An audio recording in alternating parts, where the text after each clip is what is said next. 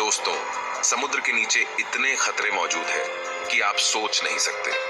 आज तक समुद्र की दुनिया में खोजी गई सबसे गहरी जगह चैलेंजर डीप यानी मैरियाना ट्रेंच है, जो कि समुद्र के नीचे लगभग 11 किलोमीटर की गहराई में है। समुद्र की इतनी गहराई में प्रेशर इतना ज्यादा होता है कि जितना एक इंसान के सीने पर 100 हाथियों को खड़ा कर दिया जाए।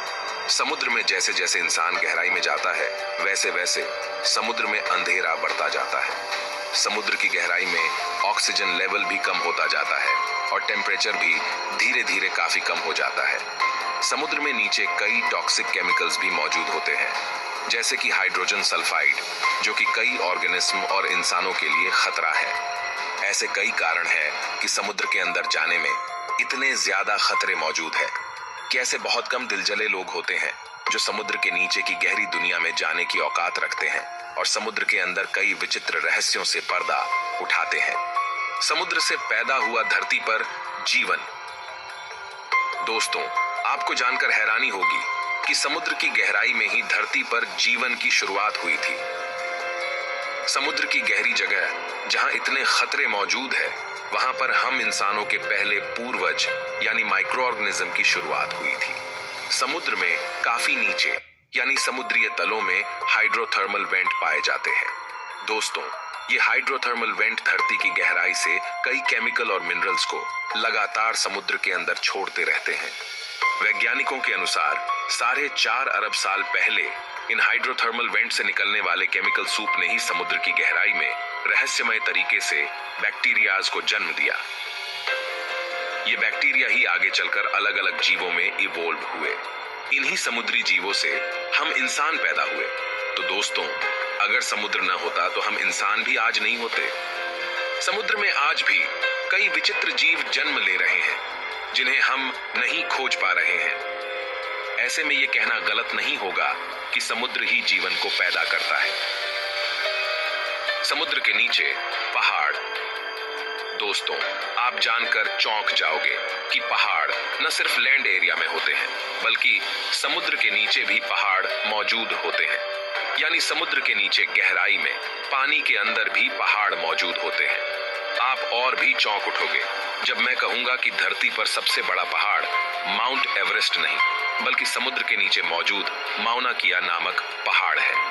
यह समुद्र तल के नीचे से लेकर ऊपर तक 6000 मीटर ऊंचा है और समुद्र के ऊपर यह पहाड़ 4000 मीटर ऊंचा है। यानी कुल मिलाकर यह पहाड़ 10,000 मीटर ऊंचा है।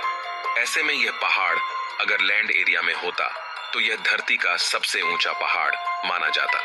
दोस्तों, समुद्र के नीचे पहाड़ क्यों है? इसका कारण है टेक्टोनिक प्लेट्स का आपस में टकराना।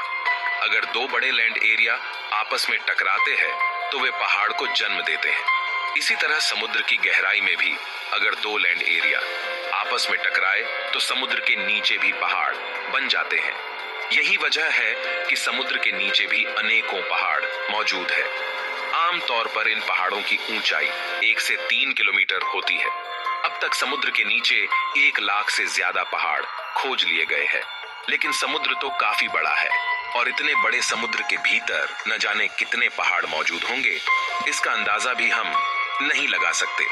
आप जानकर फिर हैरान हो सकते हैं कि समुद्र में पैदा होने वाले ये पहाड़ सुनामी भी ला सकते हैं, क्योंकि ये एक साथ समुद्र के काफी बड़े जल स्तर को प्रभावित कर सकते हैं, जो कि समुद्र के ऊपर बड़ी बड़ी लहरों का निर्माण कर सकती है।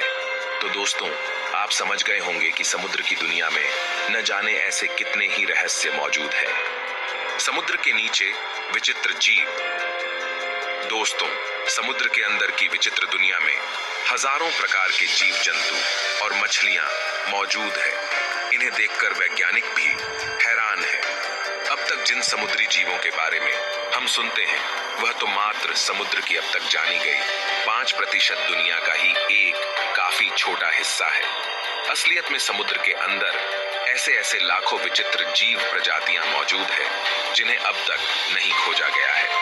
न सिर्फ जीव जंतु, बल्कि अनेकों विचित्र पेड़ पौधों की प्रजाति और औषधियां समुद्र के अंदर मौजूद है, जो हमारे लिए काफी काम की साबित हो सकती है। समुद्र के 5% हिस्से में ही 35,000 से ज्यादा अलग अलग प्रकार के बैक्टीरियाज, 1.5 लाख से ज्यादा माइक्रो ऑर्गेनिज्म, प्लांट लाइफ मौजूद है।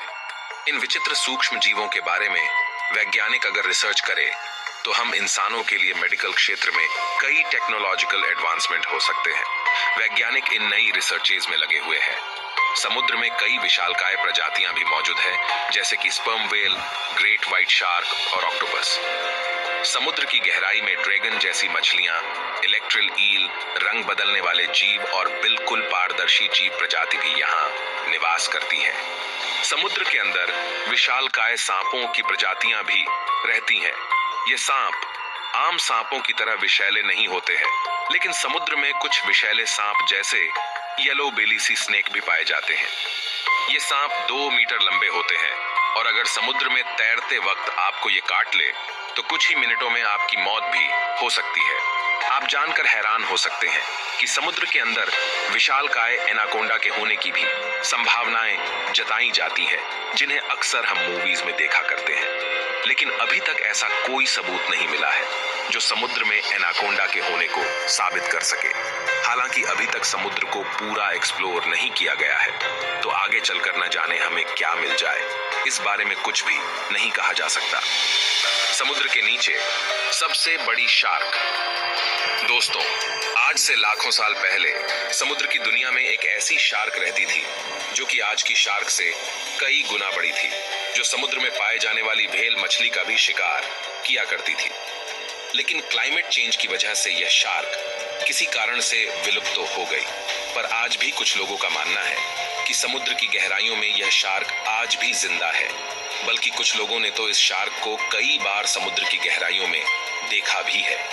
समुद्र की सबसे गहरी जगह है मेरियाना ट्रेंच, जिसमें अब तक मात्र 5 लोग ही जा पाए हैं। कुछ लोगों का मानना है कि इस जगह पर मेगालोडन जैसी विशाल शार्क आज भी मौजूद है, जिसने लाखों साल पहले क्लाइमेट चेंज की वजह से इवॉल्व होकर समुद्र की गहराइयों में रहना सीख लिया।